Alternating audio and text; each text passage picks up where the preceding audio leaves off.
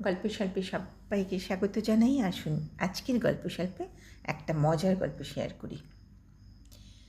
পাড়ায় রতনবাবুর এক বিশেষ খ্যাতি ছিল। তিনি যে কাজই করতেন সেটাকে এমন গুরুত্ব দিতেন যেন ইতিহাসে প্রথমবারের মতো সেই কাজটি হতে চলেছে। এক রবিবার তিনি ঘোষণা করলেন, আজ বিকেলে সবাই আমার বাড়িতে আসবে, আমি নিজ হাতে কফি বানিয়ে খাওয়াবো। বন্ধুরা খুব খুশি। কফি খাওয়ার জন্য তো আর বিশেষ আয়োজন লাগে না, এমনটাই ভেবেছিল সবাই। কিন্তু তারা রতনবাবুকে চিনত না। সকালে তিনি বাজারে বেরোলেন। প্রথমে কফির কাপ কিনলেন, তারপরে কাপ রাখার ট্রে, তারপর কফি বানানোর যন্ত্র, তারপর সেই যন্ত্র পরিষ্কার করার জন্য আলাদা ব্রাশ, তারপর কফি সংরক্ষণের কৌটো।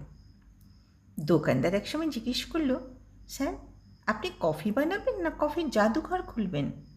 রতনবাবু গম্ভীর মুখে বললেন, ভালো কাজের জন্য ভালো প্রস্তুতি দরকার।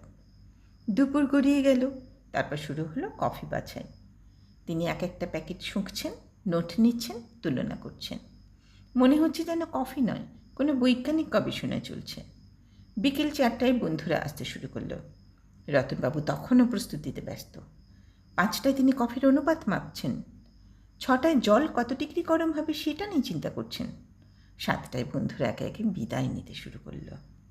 কারো বাড়িতে কাজ আছে, কারো রাতের খাওয়ার সময় হয়ে গেছে। অবশেষে রাত 8টার সময় রতনবাবু কফি তৈরি হলো। তিনি কাপ হাতে নিয়ে বসে রইলেন।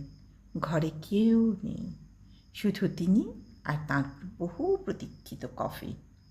এক চুমুক খেয়ে তিনি চোখ বন্ধ করলেন। তারপর শান্ত গলায় বললেন, কফিটা ভালো হয়েছে কি না সেটা বড় কথা নয়, আসল আনন্দ তো এই পুরো প্রস্তুতির মধ্যেই ছিল। কথাটা বলে তিনি আরেক চুমুক খেলেন।